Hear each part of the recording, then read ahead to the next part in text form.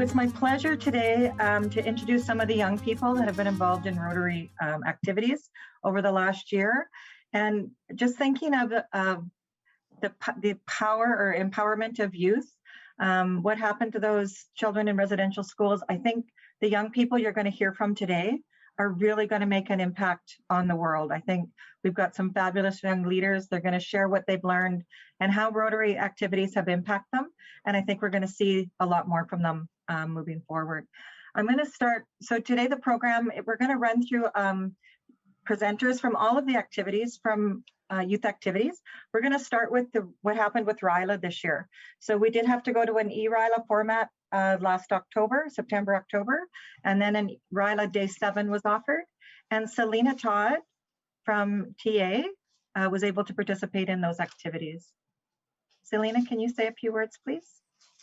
So because RILA was obviously online, it was completely different from what it usually is with the activities outside and just getting to be there and see people in person.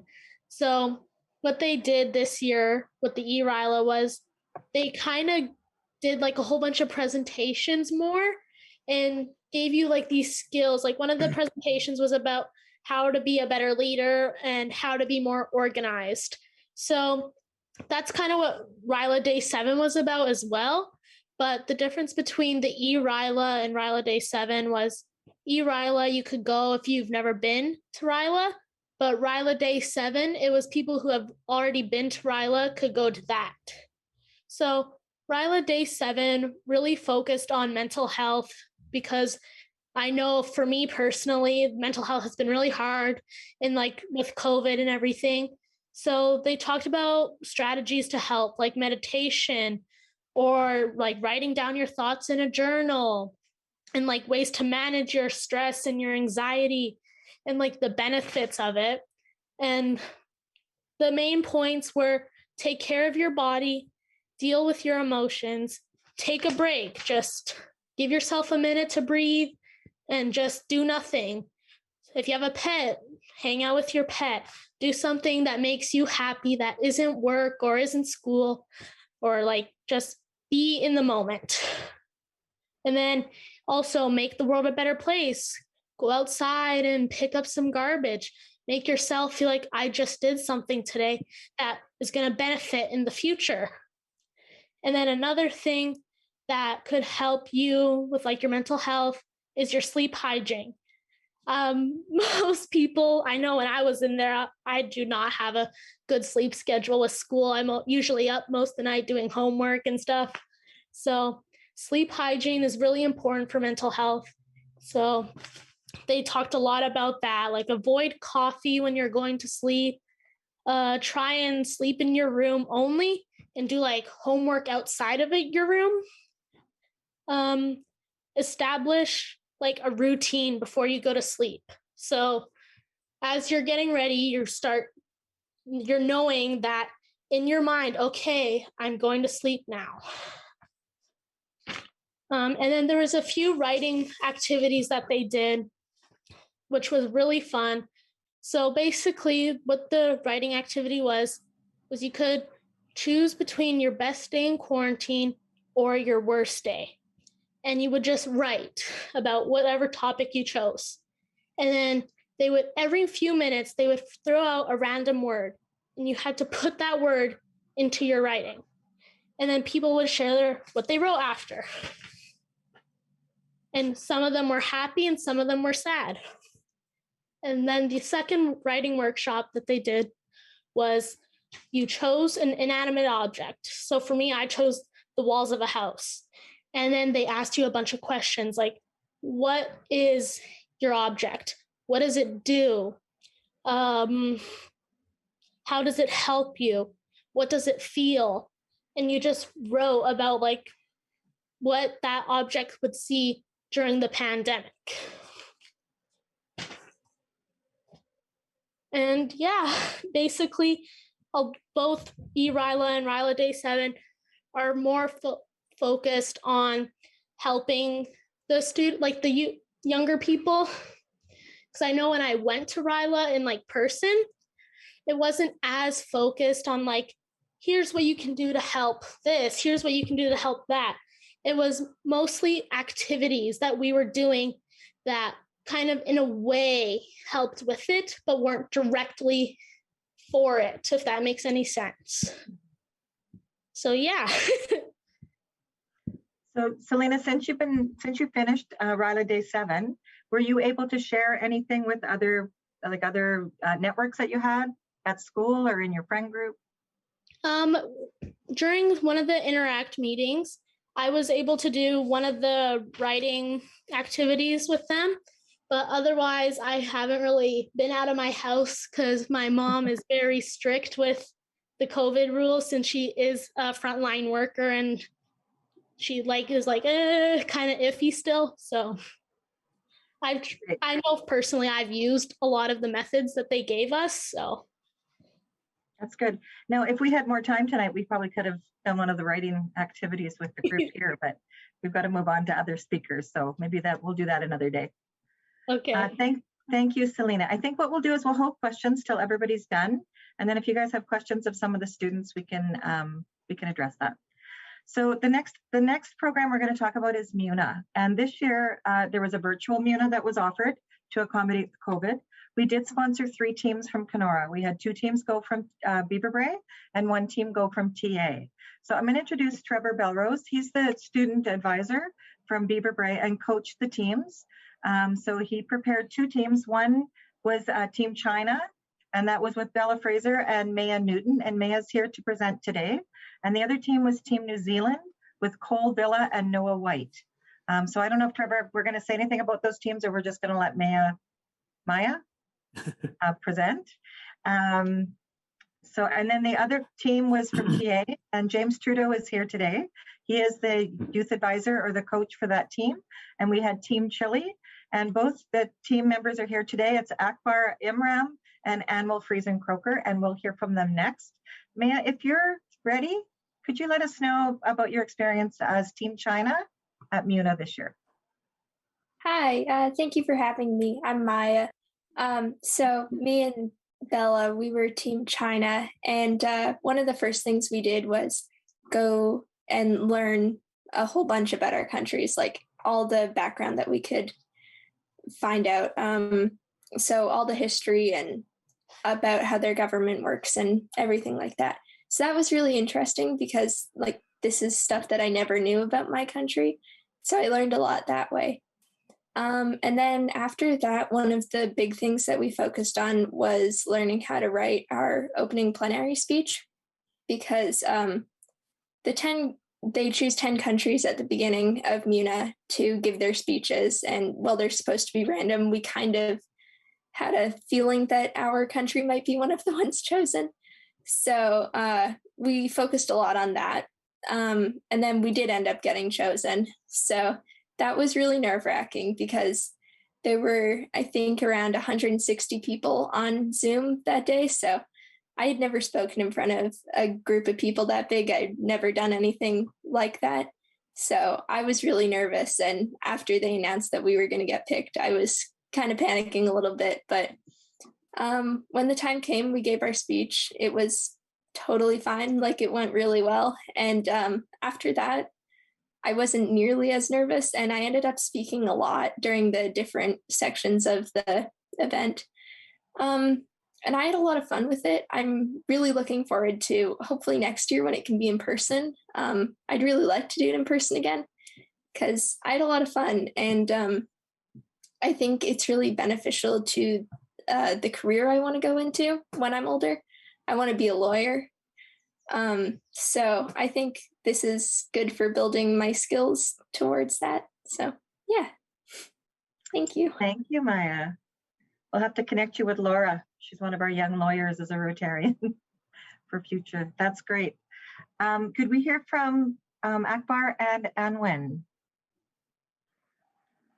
So at the Model United Nations, like Maya said, it started with us preparing a speech, and then prepared a really good speech for MUNA, and on behalf of our delegation, on behalf of Chile, she was the one who presented. It went well, and we had 2 resolutions. One was for COVID-19, and the other one was for cybersecurity. I was representing COVID-19, and Anvin was representing cybersecurity, and she'll be speaking more on it. It started with us writing down resolutions, operative clauses for what we wanted, and we were there. We went there as the people of Chile, as the delegates of Chile, representing the interests of the Chilean government, and we learned the values of working together to achieve what was better, to achieve what is better for everyone else. We ended up getting an honorable mention for the first time ever. This was the first time PA ever got an honorable mention at Model United Nations. And thanks to our teamwork, we're glad we did it, and we're looking forward to doing it again. I'll let Anvin speak now. Thank you, Akbar. So first of all, I would like to thank the Rotary Club and everyone here tonight, because without your support, our team never would have had the opportunity to have such an amazing experience participating in MUNA. This year was particularly special because it was not only a new experience for my teammate and me, but for everyone involved due to the pandemic. I'm close with people who have participated in MUNA through the Rotary Club here, and even after hearing about their experiences, I had no idea what to expect from the online event. However, I was pleasantly surprised. I think the fact that it was a new environment for everyone, even those who had participated in the past, leveled the playing field a bit and definitely lowered my stress, allowing me to focus on participating in every way I could, and most importantly, allowing me to learn. Our team had a lot of time to prepare, and I'm extremely grateful for that, because it meant that by the time we signed on for our first session and our country got picked to give an opening speech, we were ready to go. When it comes to debating our respective resolutions in our breakout rooms, I cannot speak on behalf of my teammate, but I know that I ended up being able to participate much more than what I had expected for myself, and was able to form alliances and work together with other members to achieve an end result that we all agreed upon. Before the event, I had been particularly stressed about debating the resolutions and operative statements, because that wasn't something I could plan out ahead of time. But when the time came, I was able to hold my own really well, and the debates actually ended up being my favorite part of the whole experience, because in the moment, everything that you studied and researched just takes control. There were definitely challenges to overcome and members that I clashed with. However, that only made the experience feel more real, and of course, it was all in good fun. I am beyond grateful to have been able to participate in this event, to meet so many amazing and talented people, to expand my knowledge, and of course was overjoyed to hear we received an honorable mention for the Bert Friesen Award due to our performance. I learned so much from MUNA, not only about politics and international relationships, but about communication as well. Especially with it being held online, I learned how to communicate my vision with others, while also learning how to take constructive criticism and use it to improve my work. I actually also learned that I love writing and public speaking, which is something I've never been fond of. And it's really interesting to me that I was able to discover a passion of mine through this event, and that I can use it in my future, whether it be part of my career or simply a hobby. This experience exceeded my expectations in every possible way, and I already can't wait for next year. Thank you, Anwin. That's great. Does either of the teacher advisors want to say anything about MUNA? You don't have to, but if you'd like to. Jim, do you want to go, or? Sure. There isn't much that I can say to follow Anwin's and Akbar's speech. They did it so much on their own. They worked very hard to get their speeches prepared. What they didn't tell you is when we were there with them, Trevor and I, of course, are ducking between the different Zoom calls and keeping up with the kids.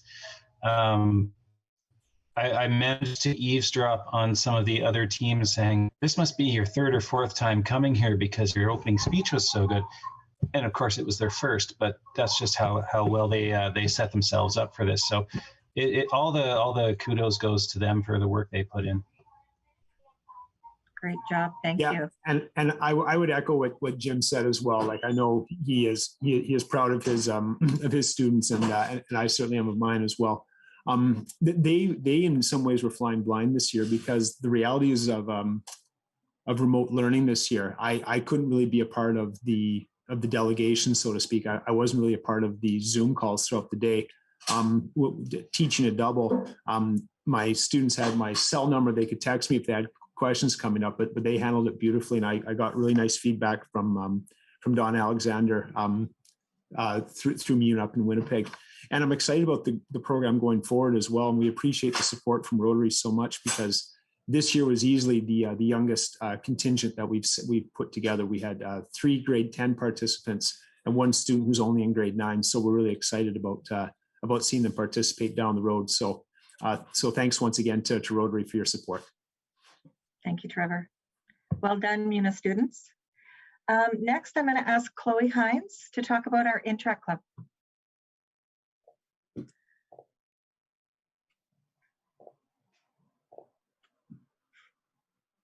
Hi everyone, my name is Chloe Hintz and I'm a grade 11 high school student at TA here in Kenora. I've been a member of the Interact Club at my school for 5 years now. Interact is a student-run club available at many high schools across Canada and around the world. Here in Kenora, we have one at St. Thomas Aquinas High School that has been running for quite a long time. Interact clubs are sponsored by local Rotary clubs and are mentored by members of those clubs. So we usually have a Rotary member who sits in on our meetings and keeps us informed of new opportunities and what's going on here at the Rotary Club of Kenora. Through Interact, students are able to elect their own council and carry out their own initiatives together. There's a lot that we do in Interact throughout each school year, and it can completely depend on the ideas and interests of our group. We might raise money for a specific goal we want to achieve, or set money aside for future ambitions. A big way that we do this is by involving our school or the community to make things happen. Some fundraisers we have held in the past are hat days, bake sales, or raise money through Purple Pinkies for polio and for a Slash Park break. We also volunteer for local Rotary initiatives whenever we can, such as the Now program, highway cleanups, or at Lobster Fest. This year, things have been a lot different. With the school closures, we've also had to learn to do things virtually. Because of this, we've tried to focus on team building and strengthening our leadership skills through ERILA, MUNA, and the Global Peace Conference. Although we have been able to raise money to help in the effort to eradicate polio, as well as beginning to sponsor a student in Guatemala, which we plan to do on a yearly basis throughout the education of the student.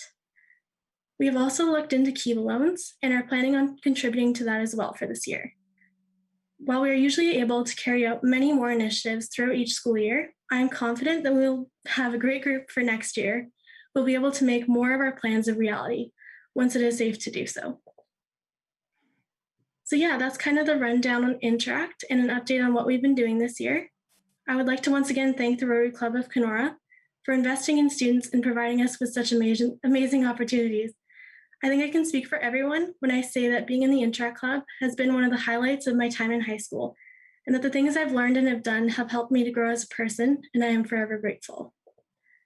To finish up, I have a short video to share about a few of the members of Interact here in Kenora, where they explain why they decided to join Interact and what it means to them.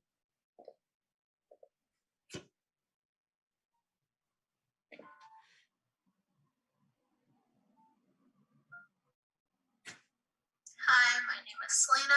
I'm a grade 11 student at St. Thomas Aquinas High School. The reason why I joined was because I wanted to help make a difference in the world, whether it's something small like helping picking up trash on the side of the highway in my community, or something internationally like helping to raise money to eradicate polio. Hi, my name is Chloe Hintz and I'm in grade 11 this year. I joined Interact because I wanted to be more involved in my school and in my community, and I wanted to make a difference in the world. Hi, my name is Sarah Chosen. I'm currently in grade 11. I joined Interact because I wanted to take part in making a positive impact on our community as well as globally, and taking part in the amazing leadership opportunities Interact has to offer. I joined Interact because of the opportunities that you can get from it, like going to RILA and going on exchange. Interact allowed me to be part of a bigger part of my community. My high school experience wouldn't have been the same without the Rotary opportunities.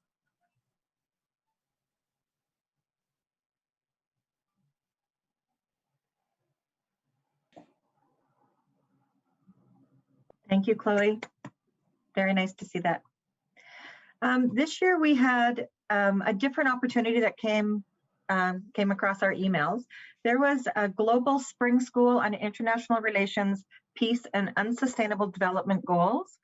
It was a 5-day course that youth were invited to attend. And we did have one of our members that was very interested, and he got permission from his teachers at school to attend.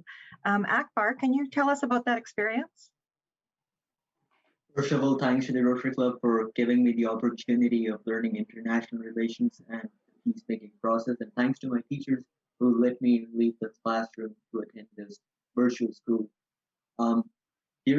So it started with me writing essays and applying to the Far Eastern Federal University in Russia to let me in their spring school. There were participants from around 20 different countries, including countries in North America, South America, and Europe.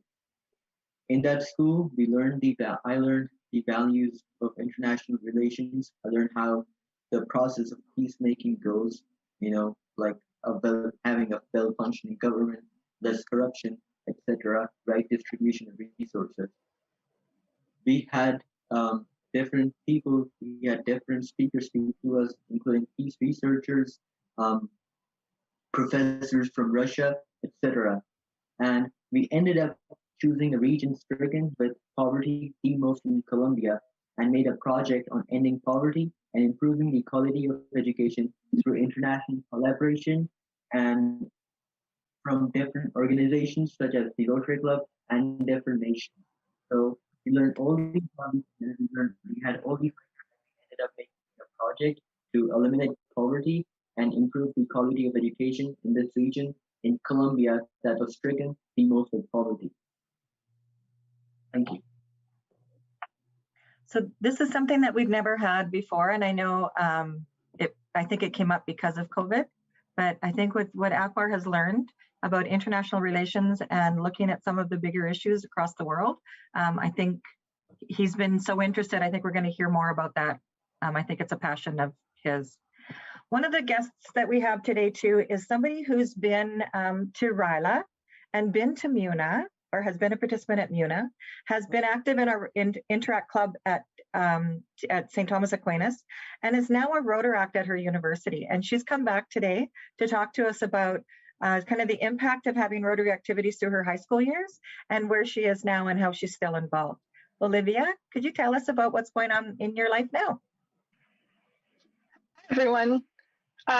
So I know most of you, but my name's Olivia. I'm Anwin's big sister.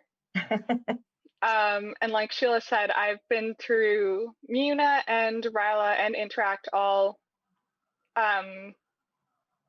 with the help of the Kenora Club. So I joined the Rotaract Club at the University of Guelph during my first year. So I'm now going into my third year as a member, which feels crazy. And it's going to be my second year as the international and district liaison for my club. I personally serve on the Rotary Youth Cluster Committee for my region, which is District 7080. Got it right this time. I always forget the numbers. So there I work with, sorry, I'm distracted by the chat. There I work with Rotarians from across the district, and we help to revise their youth programs as well as develop new ones. My primary focus right now in this position is to build ties between my Rotaract Club and the other ones in the district, because there's a real disconnect. We're really connected with a lot of Rotary clubs, but it's hard to connect Rotaract clubs together. So I'm hoping to start some service projects across the region for Rotaractors. Our first project was actually supposed to be a watershed cleanup and Earth Day volunteering event, but with the new COVID restrictions, that had to be canceled. So at my club, we try to bring in speakers every week to learn about volunteering opportunities to develop life skills. We also host monthly socials and networking events at one of the pubs on campus so that we can form connections with Rotarians, other clubs, and community members. Oftentimes people who run charities or different organizations in the community. We also host an annual gala that raises anywhere from $5,000 to, I think the most we've ever raised is like $12,000 or $13,000 for a local charity. And this year, that money went towards building a new youth center in the community, which is something that we need in Guelph. So I'm very happy that we got to contribute to that. I've had so many wonderful opportunities through Rotary programs and working with Rotarians like yourselves. Many of you, actually.